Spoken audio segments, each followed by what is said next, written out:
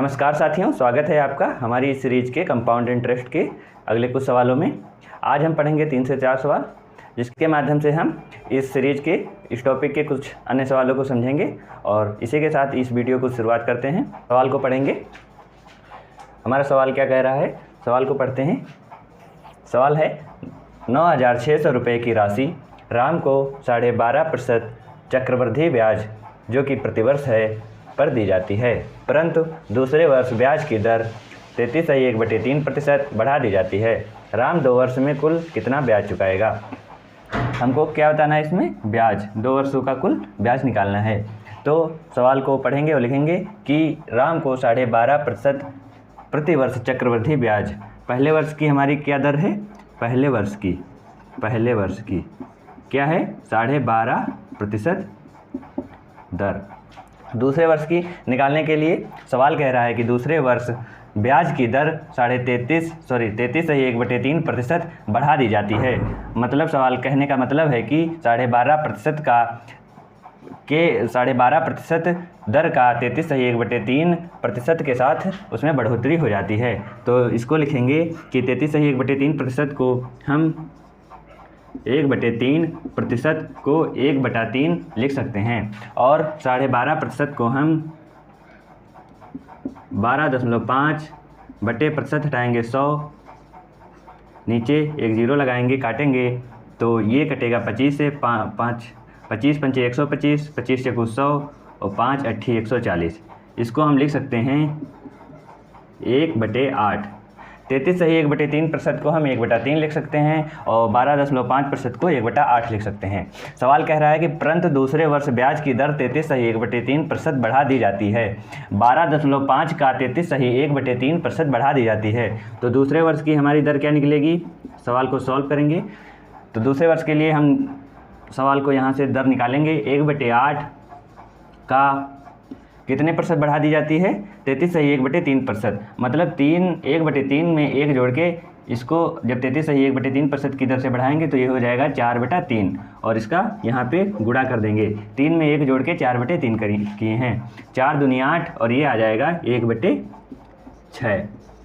तो दूसरे वर्ष की दर हमारी आ गई 1/6%। सॉरी, प्रतिशत में नहीं रहेगा, 1/6 आएगा। अब आगे सवाल कह रहा है कि 2 वर्ष में कुल कितना ब्याज चुकाएगा। अब इस सवाल को हम रेशियो मेथड से लगाएंगे। पहले वर्ष के लिए हमारी और दूसरे वर्ष के लिए ब्याज दर। पहले वर्ष के लिए 1/8% की दर से बढ़ा है तो 8 से 1 जोड़ेंगे 9 हो जाएगा। दूसरे वर्ष के लिए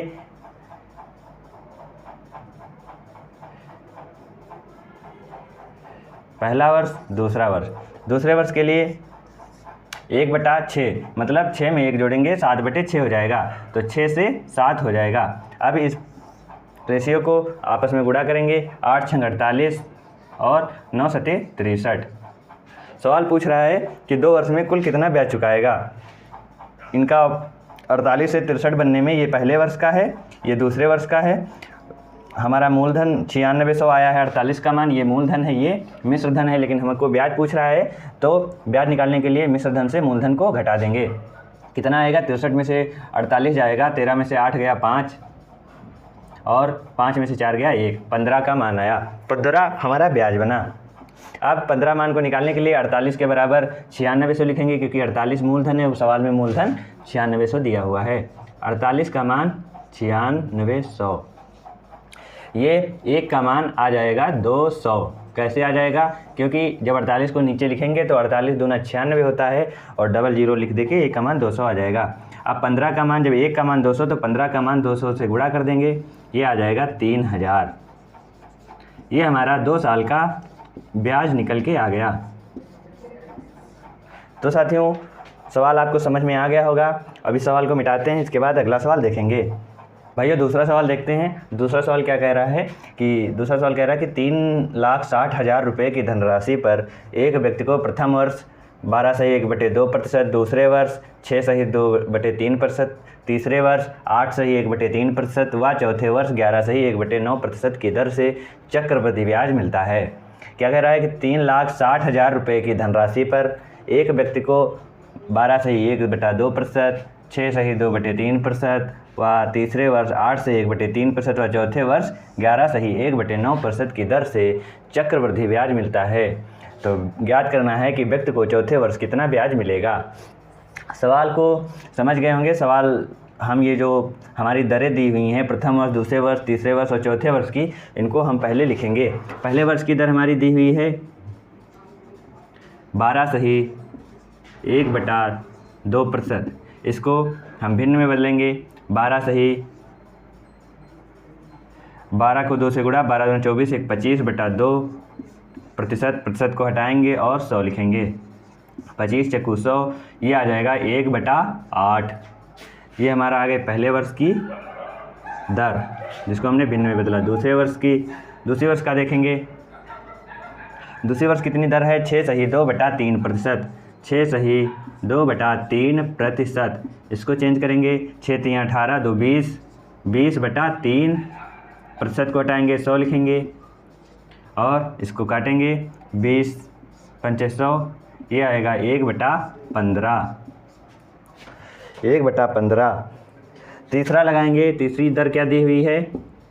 यह आएगा 1/15। तीसरी दर क्या दी हुई है? तीसरी दी हुई है 8 सही 1/3%। इसको भी सेम प्रोसेस से सॉल्व करेंगे। 8 त्रिक 24, 1 25/3%। को हटाएंगे, 100 लिखेंगे। 25 चक्को 100, ये आएगा 1/12। चौथी दर देखेंगे क्या दी हुई है? 11 सही 1/9%। 11 सही 1/9%। इसको सॉल्व करेंगे। 11 9 99, 100/9%। हटाएंगे तो 100 लिखेंगे, काट देंगे 100 को 100 से, ये आ जाएगा 1/9। तो साथियों, उम्मीद करता हूँ ये आपको समझ में आ गया होगा। आगे सवाल को सॉल्व करेंगे। आगे सवाल हमारा क्या कह रहा है? अब हमको निकालना है कि इन चारों वर्षों की दरों से कितना चक्रवृद्धि ब्याज मिलता है। हमें चौथे वर्ष की चक्रवृद्धि ब्याज निकालना है। चौथे वर्ष का चक्रवृद्धि ब्याज निकालने के लिए साथियों क्या करेंगे कि जो है 3,60,000 का पहले हम 3 वर्षों के लिए, 3 वर्ष जो हमारी पहली, दूसरी और तीसरी वर्ष हैं, इनकी ब्याज से गणना करते हुए हम मिश्र धन निकालेंगे। उसके बाद उस मिश्र धन का हम 11 सही 1/9% के साथ ब्याज निकालेंगे। वह हमारा एक्चुअल में चौथे वर्ष का ब्याज होगा। क्योंकि अगर हम 3,60,000 पे डायरेक्ट निकालते हैं तो वह चौथे वर्ष का चक्रवृद्धि ब्याज ना होकर वो पार्टिकुलर इस दर का चक्रवृद्धि ब्याज हो जाएगा। चौथे वर्ष के चक्रवृद्धि ब्याज के लिए हमें पहले मूलधन और 3 वर्षों के चक्रवृद्धि ब्याज का योग यानी कि मिश्र धन चाहिए। उस पर हम जो चौथे वर्ष की ये दर लगाएंगे वह हमारा चौथे वर्ष का ब्याज बनेगा। तो सवाल को सॉल्व करते हैं। पहले हम लिखेंगे 3,60,000। इस पे पहले वर्ष की हम ब्याज दर लगाएंगे जो कि 12 से 1/2% है। इसको मिश्र धन बनाने के लिए हम क्या करेंगे? 8 में एक ब्याज जोड़ देंगे, क्योंकि हम मूलधन में ब्याज जोड़ते हैं तभी मिश्र धन बनता है। तो मिश्र धन हमारा क्या हो जाएगा? 9/8। तो यहाँ पे हम 9/8 से गुणा कर देंगे। दूसरे वर्ष की हमारी 1/15 दी हुई है, ये ब्याज है। मिश्र धन बनाने के लिए हम 15 में ब्याज को जोड़ेंगे, ये क्योंकि 15 मूलधन होता है और एक ब्याज है तो मिश्र धन बनाएंगे। 15 में एक जोड़ेंगे, आएगा 16/15। इसका हम गुणा करेंगे 16/15। अब अगले वर्ष का देखेंगे इसी तरह 1/12 है, ये आ जाएगा 12 में एक जोड़ के 13/12। ये आ गया 13/12। अब चौथे वर्ष के लिए हमें ब्याज निकालना है, जो कि यह हमें मूलधन और 3 वर्षों के ब्याज को जोड़ के यह टोटल हमारा बनेगा 3 वर्षों का मिश्र धन। मिश्र धन पे हम चौथे वर्ष की दर के साथ ब्याज निकाल देंगे। इस बार हमें यह जोड़ना नहीं है क्योंकि हमें ब्याज निकालना है, ना कि मिश्र धन। तो अब इसको सॉल्व करेंगे। ये कटेगा 12 से 3 बार, ये 3 से 5 बार, ये 9 का 9 से कट जाएगा, ये 8 से 2 बार। अब कितना बचा? 2 और 13, नीचे 5 बचा और 4 0 बचे। 2000 20,000 सॉरी गुणे 13/5। अब इसको काटेंगे, 5 चक्कू 20 और ये 4,000, ये आएगा 13 चक्कू 52,000। साथियों, यह हमारा आ गया चौथे वर्ष का ब्याज। तो उम्मीद करता हूँ साथियों समझ में आया होगा। अब अगले सवाल को देखते हैं। अगला सवाल है कि 15% प्रतिवर्ष की दर से 8 माह में चक्रवृद्धि ब्याज द्वारा 2 वर्षों के लिए निवेश की गई एक निश्चित राशि की परिपक्वता पर देय मिश्रधन, मतलब परिपक्वता मीन्स होता है साथियों, आप बताएंगे आप में से कितने लोग परिपक्व हैं। अगर आप कंपटीशन की तैयारी कर रहे हैं तो परिपक्व होंगे ही, या नहीं है तो हो ही जाएंगे, क्योंकि तैयारी ही ऐसी है। चलिए सवाल को पढ़ते हैं। एक निश्चित राशि की परिपक्वता पर देय मिश्रधन कितना है? 18,634 रुपया है। पहले यहाँ तक सॉल्व करते हैं। 15% प्रतिवर्ष की दर, हमारी दर कितनी दी हुई है, इसको साइड में लिखेंगे।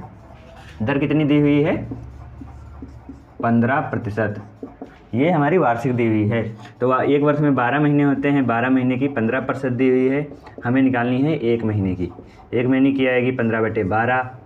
और सवाल में क्या कह रहा है कि 2 वर्षों के लिए निवेश की गई 8 माह में 2 वर्षों के लिए हमें ब्याज की दर 8 माह के स्लॉट पे लगानी है। मतलब हमें 8 माह के 24 महीने के स्लॉट बनाने हैं। तो 24 महीने मतलब 2 वर्ष बटे 8, 3 स्लॉट बनेंगे।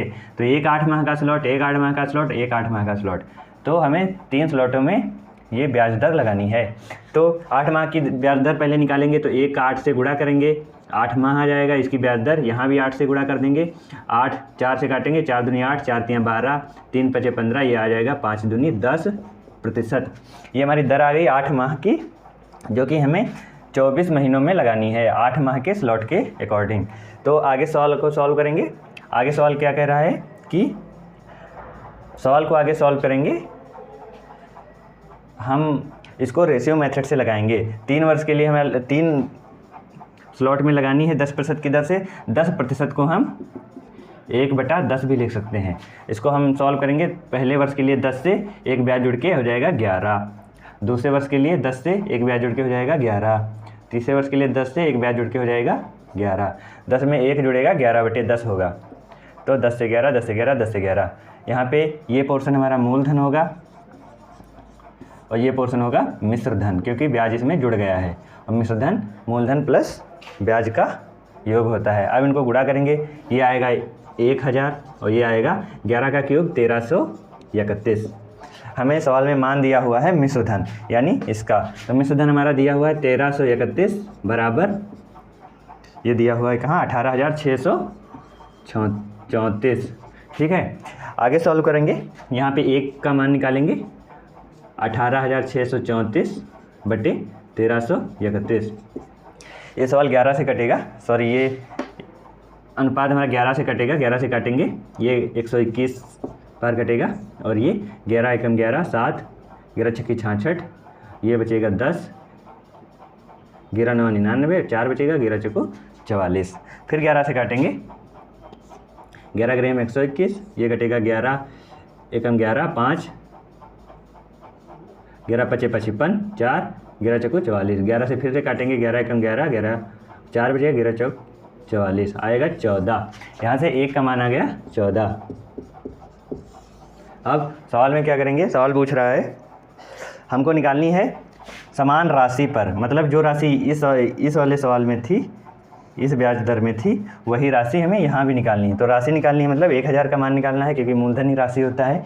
तो 1000 का 14 से गुणा कर देंगे, ये आ जाएगा 14,000, ये मूलधन आ गया। अब आगे सवाल को सॉल्व करेंगे। सवाल पूछ रहा है कि समान राशि पर समान अवधि के लिए 5% की दर से साधारण ब्याज कितना होगा। समान राशि हमारी P कितनी आ गई है? 14,000। साधारण ब्याज निकालना है तो सिंपल सा है, समान अवधि मतलब 2 वर्ष। P हमारा T आ गया 2 वर्ष और दर हमारी 5% वार्षिक दी हुई है। तो दर 2 वर्ष के लिए हम निकालेंगे 5 × 2 मतलब 10%, या फिर 5 × 2 बराबर 10% लिखेंगे तो हमें फिर समय लेने की ज़रूरत नहीं है। अगर हम सिर्फ 5% लिखते हैं तो फिर समय लेने की ज़रूरत पड़ेगी। तो यहाँ पे यह लिख लेते हैं। तो अब हम साधारण ब्याज निकाल देंगे, यानी SI simple interest, PRT। P हमारा दिया है 14,000, R दी हुई है 5, T दिया हो 2/100। 2 0 से 2 0 कटे, 5 दूनी 10, यह आएगा 14, 0 140 और 5 दूनी 10 का भी 1 0, 1400 रुपये। दिया गया साधारण ब्याज 2 वर्षों का 5% की दर से। तो साथियों सवाल समझ गए होंगे आप। सवाल को मिटाते हैं, अगला सवाल देखेंगे। ये क्लास का हम आखिरी सवाल देखेंगे। सवाल क्या कह रहा है, सवाल को पढ़ते हैं फिर इसको सॉल्व करेंगे। सवाल है अगर कोई धन 27 वर्ष में चक्रवृद्धि ब्याज की दर से अपने आप का 64 गुना हो जाता है, मतलब 1 से 64 होने में वह 27 वर्ष लेता है। आगे क्या कह रहा है, तो कितने समय में वह 512 गुना हो जाएगी, मतलब 1 से 512 गुना होने में वह कितना टाइम लेगी। तो सवाल को सॉल्व करेंगे। हम लोग फॉर्मूला चक्रवृद्धि ब्याज का पढ़े थे कि A बराबर P 1+R/100 अपॉन T। यहाँ पे हमको T की ज़रूरत है। इसको हम 64 को 8 का स्क्वायर लिख सकते हैं, समझे, 8 का स्क्वायर लिख सकते हैं और 512 को 8 का क्यूब लिख सकते हैं। अब आप लोग सोच रहे होंगे कि हमने 8 का स्क्वायर क्यों लिखा, क्योंकि हमें पावर में T चाहिए, क्योंकि सवाल में हमें वर्ष समय यानी दिया हुआ है। तो यहाँ से हम देखेंगे कि पावर में T और सवाल में हमारा समय 27 वर्ष, तो 2 का मान 27 वर्ष दिया हुआ है। तो 1 का मान निकालेंगे, 1 का मान 27/2। अब इस 1 का काम क्या है, हमें निकालना है इस 3 का मान। जो यह 3 का मान होगा वही हमारा समय कहलाएगा, क्योंकि पावर में T ही होता है और पावर में हमने 3 ले रखा है या सवाल ने 3 दिया हुआ है।